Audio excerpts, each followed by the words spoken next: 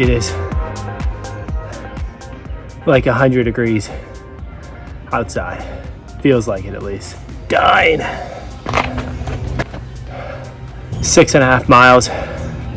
Easy. 100 degrees out here or something. Met heat in. Poor man's elevation, they say, I think. Toasty. Summer is here.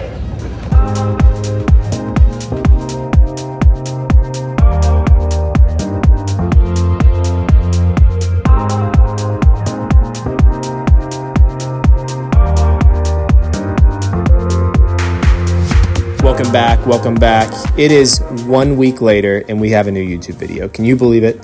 I guess I just loved making the first one so much, I might as well make a second. This week, filled with a bunch of meetings, exciting stuff, as you can see here. We are trying to find our technology partner.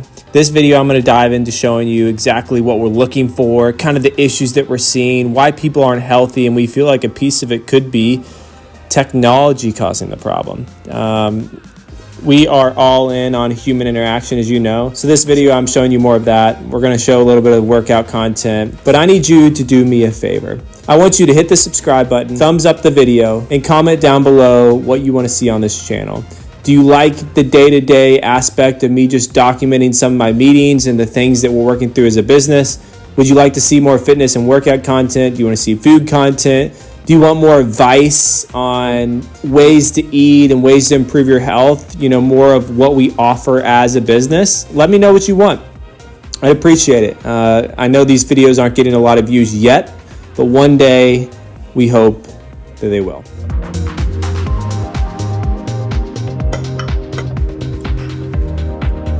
Fire.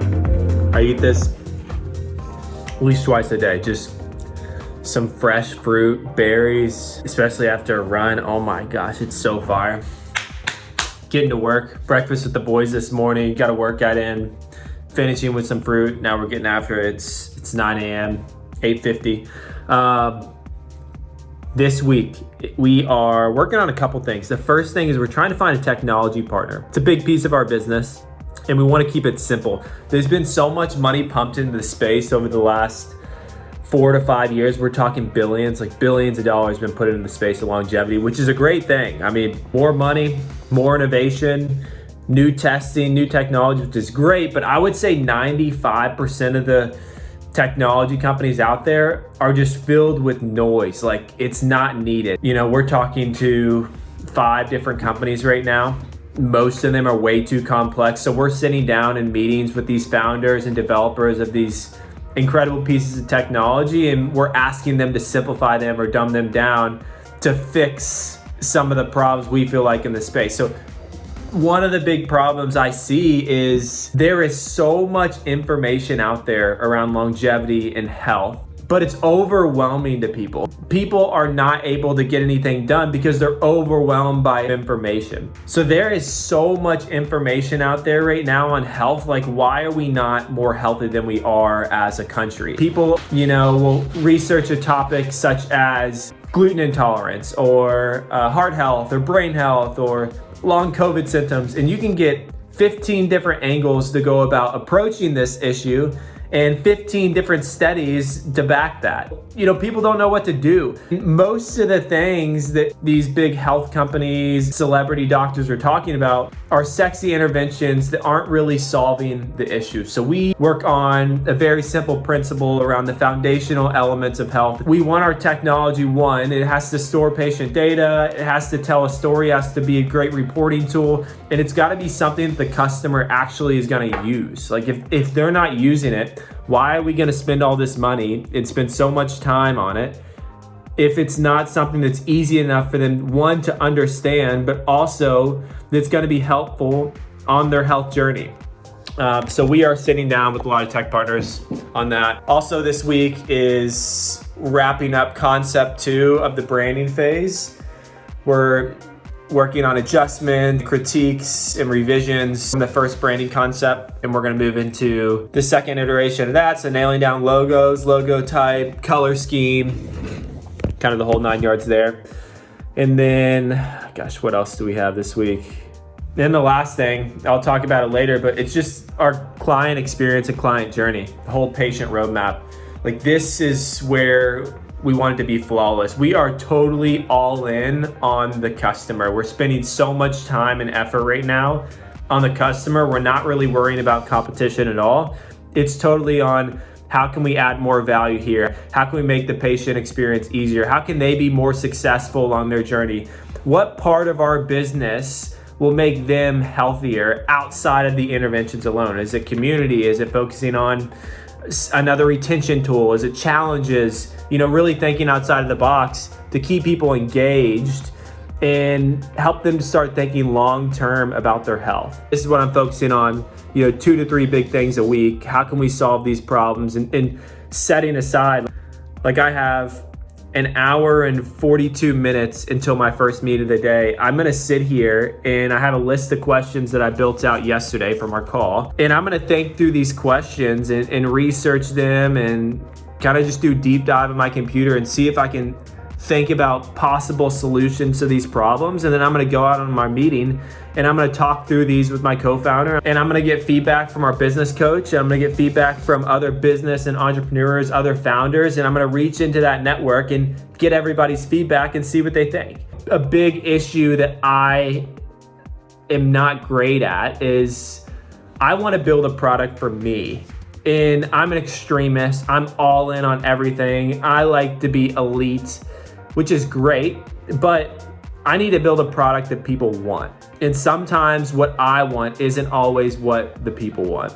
Bridging that gap of elite and high performer alongside with something that is sustainable for most people. Friday morning, I'm getting on a meeting with a potential genetic provider. It's a lab that we're thinking about working with. I'm trying to figure out the process on setup and how to get our patients involved, and if we can automate as much as possible in this process, what kind of SNPs they're going to offer, something that will fit in our price plan, something that makes sense for our product. Diving in. A developer right now who's building our site. It's going to be on Shopify. So we'll just have, or it's a no-brainer. So we'll just have some kind of automated email with all the patient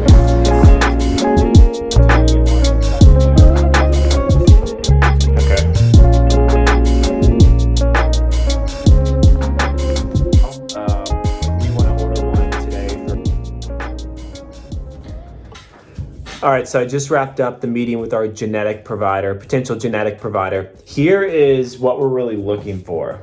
Let me pull it up, my notes. All right, so here's the process that we are looking for. One is we want the test to be drop shipped directly to the patient's door. So when the patient or the member signs up for the program on our website, we want the genetic provider to be notified.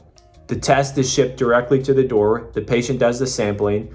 They ship the test directly back to the lab. The lab processes it, gives us the raw information, and then we use that raw genetic data to create our baseline summary report. So we want a seamless, automated process, but we want to make sure the companies that can do this are providing the exact SNPs we want, the tests we want, and the quality control is up to a very high standard. Additionally, we want it all done in America. It has to be done in America. Genetic information is really sensitive, and a lot of people care about how their genetic information is being used and stored, which I get, it makes sense if you heard about the 23andMe trial. So, we're vetting a couple people that can do this for us, and then we're going out and figuring out, all right, who can do it the cheapest? Because price is obviously very important to us at this time. I think it'd be a great idea down the road to do a video on bootstrapping a company like this at the start versus where to go out and raise a bunch of capital and launch it, because the process would look completely different. We'd have a lot of additional pressure on us, but probably not a good pressure. It would be more of a profitability pressure. So we'd have all this investor load on our backs trying to turn profit as quickly as we can, which, pressure isn't a bad thing, but right now we have a lot of pressure as well, but it's much more on the customer experience, which in the end, I think is going to help us create a much better product. All of our pressure is we have to have the best product possible, and the customer experience has to be incredible. I've talked about it again and again. And if this is not the case, then we won't be successful. It's our only option. Going through and finding the best price for all this and trying to forge these relationships with manufacturers and genetic test providers and lab companies and all the different testing providers, even technology partners like I was talking about. We have to find out if they can do exactly what we want to do. Can they do it the way we want it done? Is it the most efficient option? And is it the most cost effective for us and for the patient? You know, there's a lot of great technology like I was talking about. There's a lot of great tests. But if it's not convenient for the patient, they won't be consistent with it. And a big thing with health, one of the most important things with health is being incredibly consistent over a long period of time. Like everything that we're talking about here, we want to be on top of the rest of our life so that we can fight aging and we can be disease free and we can live a very high quality of life in our 70s, 80s, and 90s.